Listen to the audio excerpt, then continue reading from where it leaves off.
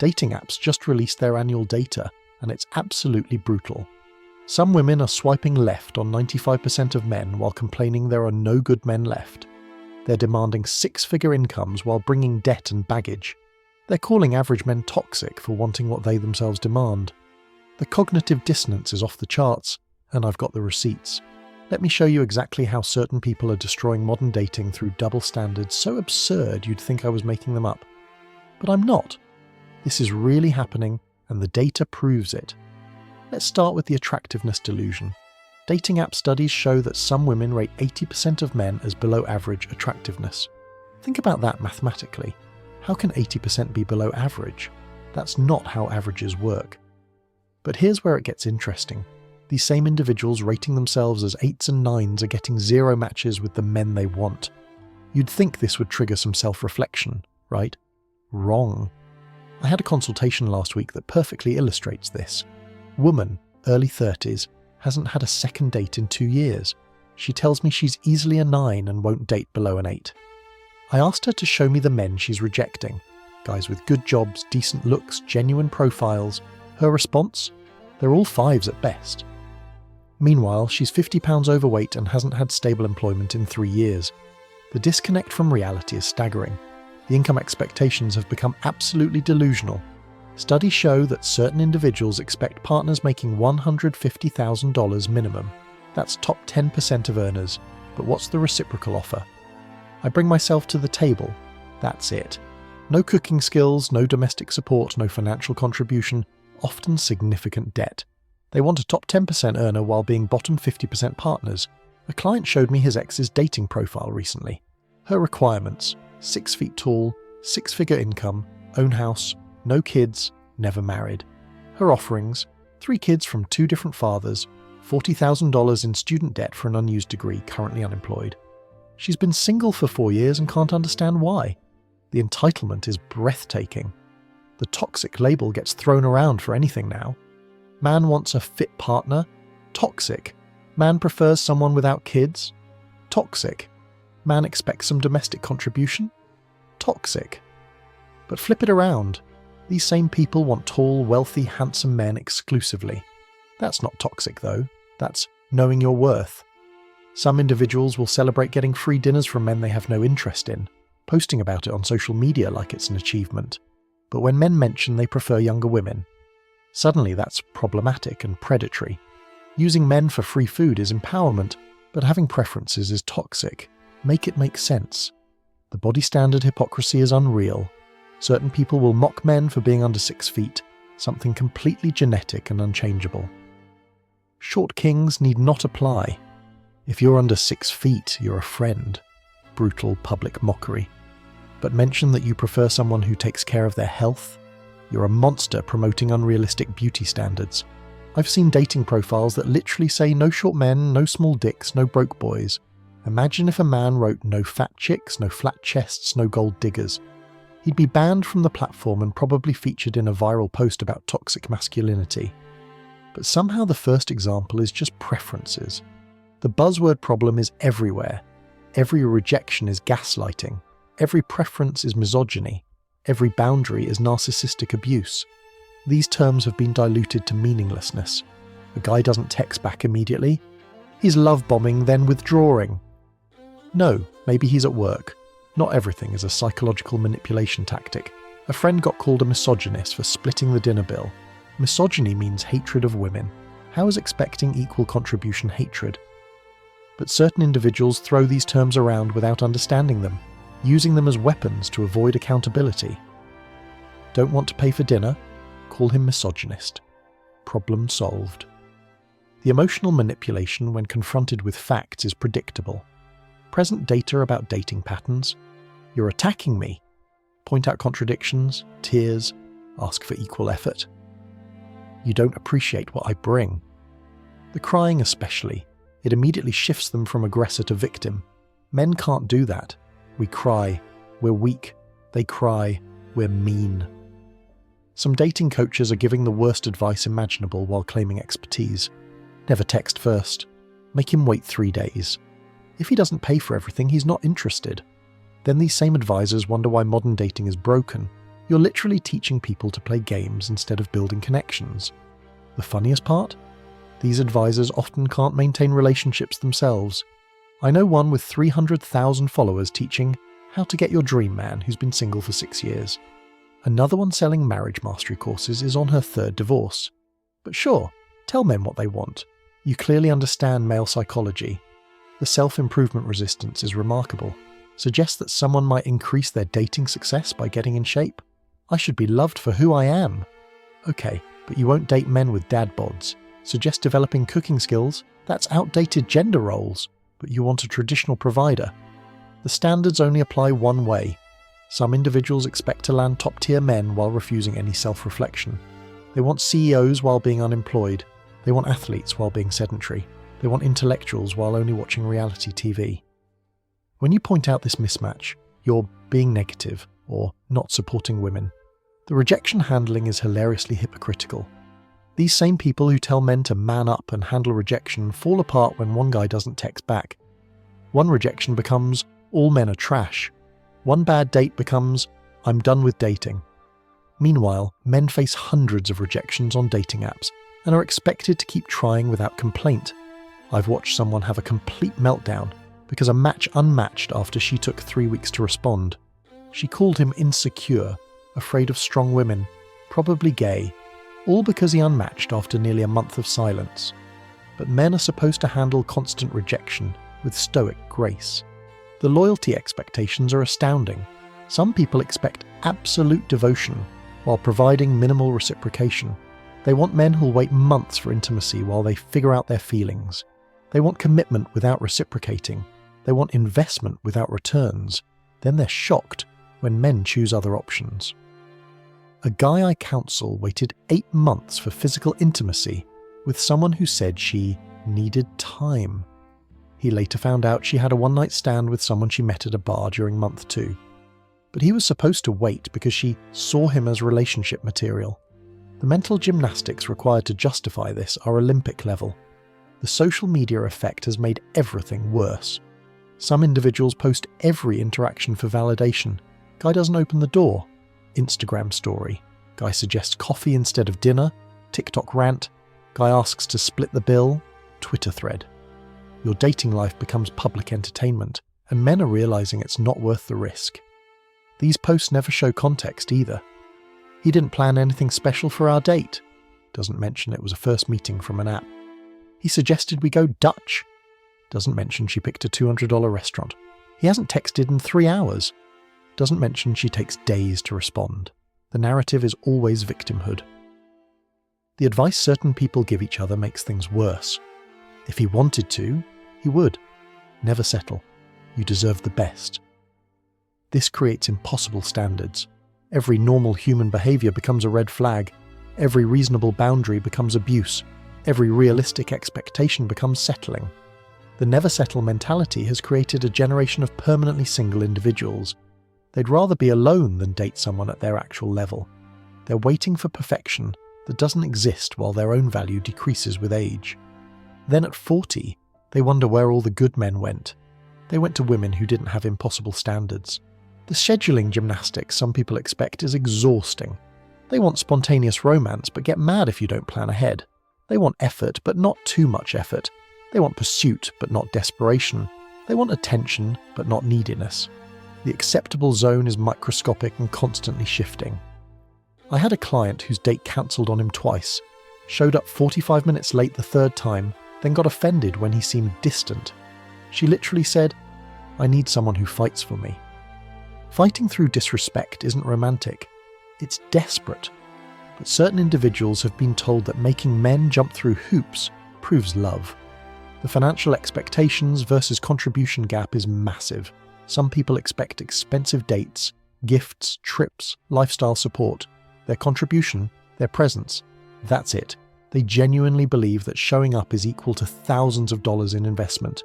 And if you question this economics, you're not a real man. The career woman paradox is real. Some individuals want all the benefits of dating successful men but none of the requirements. They want a CEO's income but won't maintain a CEO's home. They want an athlete's body but won't support an athlete's lifestyle. They want an intellectual's conversation but won't read a book. You can't have championship results with participation trophy effort. The communication style certain people use guarantees relationship failure. Everything is a test. Every question has a wrong answer. Every situation is a potential fight. Do I look fat? Isn't a question, it's a trap. Where do you want to eat? Isn't asking for input, it's testing if you know what she wants telepathically. Men are exhausted by this constant testing. We say what we mean. When we ask where you want to eat, we actually want to know. When we say we're thinking about nothing, we're actually thinking about nothing. But certain individuals project their indirect communication style onto us, then get mad when we don't play the game. The emotional labour argument gets misused constantly. Some people claim that remembering birthdays is emotional labour. Listening to your partner is emotional labour. Basic relationship maintenance is emotional labour. But somehow, the actual labour of providing financially doesn't count. Physical labour doesn't count. Only their contributions count. A woman online went viral complaining about the emotional labour of Christmas shopping for her boyfriend's family. The boyfriend who paid for everything, planned the trip, drove 8 hours and handled all logistics. But her picking out gifts with his money? That's the real burden apparently. The dating app behaviour of certain individuals is killing connection. They match for validation, not dates. They use apps for attention, not relationships. They collect matches like trophies, then complain men don't pursue. You matched and never responded. What pursuit do you expect? Studies show some people spend more time on dating apps seeking validation than actually dating. They're not looking for partners, they're looking for proof they're desirable. Then they complain about being single while having 500 unresponded matches. The matches aren't real to them, they're just dopamine hits. The all men are trash narrative becomes self-fulfilling prophecy. When you treat every man as potential trash, guess who sticks around? Actual trash. Good men leave when they're treated as guilty until proven innocent. Bad men stay because they don't care about your opinion anyway. I've watched good men get pushed away by paranoid behaviour from people who've been hurt before. Checking phones, requiring location sharing, interrogating about female friends. The good guy leaves because he won't tolerate being treated like a criminal. Then she says, "See, all men leave," without recognising she drove him away. The friend group validation seeking destroys relationships. Some individuals care more about their friends' opinions than their partner's feelings. Every decision gets crowdsourced. Every fight gets broadcast. Your relationship isn't between two people. It's a public committee where you don't get a vote. The breakup behaviour shows true character. Some people will destroy men's reputations over normal relationship endings. He didn't want to continue after 3 dates. He used me. He broke up after discovering incompatibility. He wasted my time. He left after being disrespected. He couldn't handle a strong woman. The pregnancy trap still happens, despite what people claim. I know 3 men baby-trapped by partners who forgot birth control or lied about it. These men are now paying child support for kids they didn't consent to having, but somehow they're the deadbeats for not wanting to play happy family with someone who deceived them. The social media recruitment of flying monkeys is standard practice now. Breakup, time to post his photos with warning labels, argument, screenshot his texts out of context, disagreement, rally the followers for validation. Men's reputations get destroyed for the crime of having boundaries. The pick-me accusation gets thrown at any woman who treats men decently. Woman cooks for her man, pick me. Woman pays for dates sometimes, pick me. Woman doesn't bash men online, pick me. They've created a culture where being a good partner is seen as betrayal to the sisterhood. The therapy speak misuse is everywhere. Every preference is trauma response. Every boundary is emotional unavailability. Every standard is attachment issue. Some individuals learn psychology terms and use them as weapons instead of understanding tools. Your ex wanting space wasn't avoidant attachment. Maybe you were suffocating. The retroactive narrative changing is disturbing. Consensual relationships become manipulation after breakups. Normal arguments become emotional abuse in retelling. Mutual decisions become coercion when convenient. History gets rewritten to make them victims rather than participants. I've seen someone claim abuse because their ex asked them to contribute to rent. Another claimed trauma because their boyfriend suggested the gym. Another said she was gaslit because he disagreed with her memory of events. Every normal relationship conflict becomes abuse in the retelling. The entertainment value of drama creates toxic patterns. Some people need chaos to feel alive.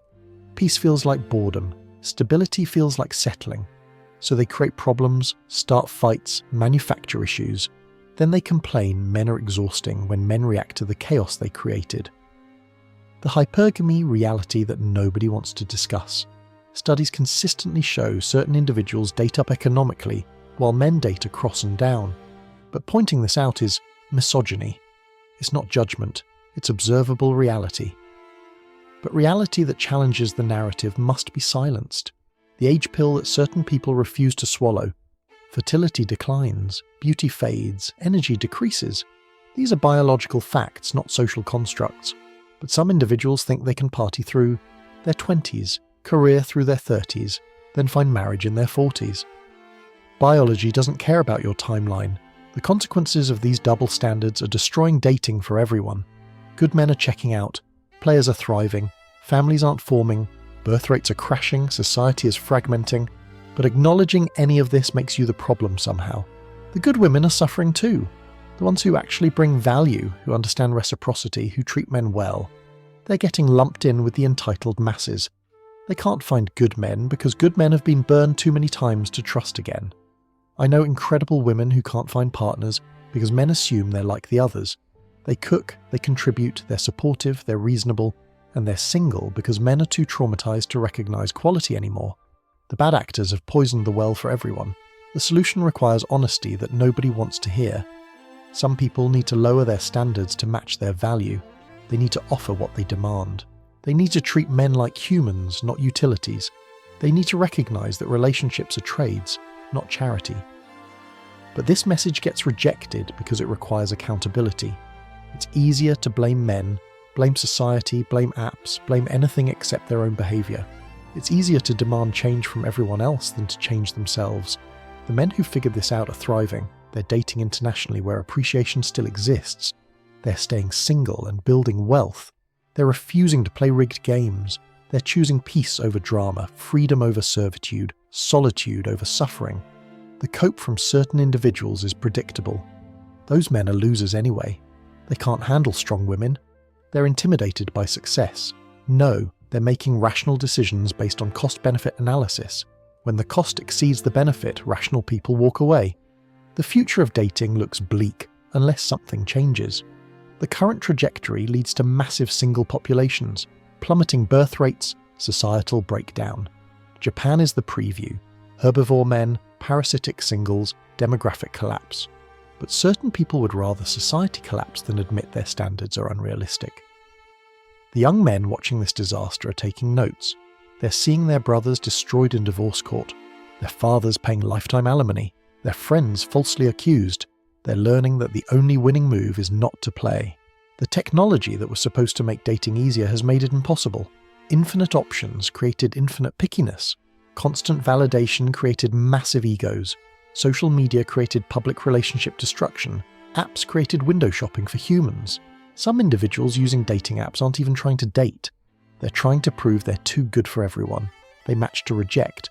They connect to ghost. They engage to disappear. It's not about finding someone. It's about proving they don't need anyone. The vulnerability punishment is real. Men open up emotionally and it gets used against them later. They share insecurities and get mocked. They show weakness and lose attraction. Then certain people wonder why men won't communicate. You trained us that vulnerability is dangerous. The progressive politics performance makes dating insufferable. Every interaction needs to pass ideological purity tests. Every preference gets political analysis. Every joke needs sensitivity screening. Dating became activism, and nobody's having fun anymore. Some people want traditional benefits while denouncing traditional roles. They want providers while mocking provider mentality. They want protection while calling protectiveness toxic. They want leadership while demanding equality. The contradiction is unsustainable. The dating coaches making this worse need to be called out. They're selling fantasy to desperate people. You deserve a high-value man. But they don't teach how to be high-value women. They teach entitlement, not improvement. They teach demands, not offerings. The success stories that get promoted are statistical anomalies. My friend married a millionaire. Yeah, and someone won the lottery too. That doesn't make it a valid strategy. But certain individuals plan their lives around exceptions rather than rules. The backup plan mentality is toxic. Some people keep orbiters around as backup while pursuing better options. They string along good men as safety nets while chasing bad boys. Then when the bad boy phase ends, they expect the backup to be grateful for the opportunity. The honesty about intentions is completely absent. Some individuals want providers but pretend they want partners. They want wallets, but claim they want love. They want security but talk about passion. Just be honest about the transaction instead of disguising it as romance. The male response to all this is predictable and rational. When the game is rigged, don't play. When the deal is bad, don't sign. When the risk exceeds reward, don't invest. Men aren't failing at dating. They're succeeding at risk management. The shaming tactics don't work anymore. Man up lost its power when manning up meant accepting bad deals. Who hurt you became a joke when the answer is multiple family courts. You'll die alone isn't scary when alone is preferable to misery. The statistics support everything I'm saying. Marriage rates plummeting. Divorce rates still high. Male suicide rates increasing. Female happiness decreasing. Birth rates below replacement. These aren't opinions. They're measurable outcomes of broken dynamics. The women who get it are speaking up but get attacked. When they point out female accountability issues, they're called pick-me's. When they defend men, they're gender traitors. When they promote reasonable standards, they're oppressed. The sisterhood only accepts those who toe the line. The generational divide is interesting. Older women who appreciated men are watching in horror. They see their daughters destroying good men with impossible standards. They see their sons giving up entirely. They see their grandchildren never being born. But their wisdom gets dismissed as internalized misogyny. The common sense that used to govern relationships is gone. Be kind to your partner, contribute equally, show appreciation, have reasonable standards, build together, support each other. This became settling and pick-me behavior instead of basic relationship functioning. The men going their own way aren't bitter. They're logical. They've done the calculation. Modern relationships offer negative return on investment. The juice isn't worth the squeeze. The risk isn't worth the reward, so they're investing in themselves instead. The panic when men actually walk away is revealing.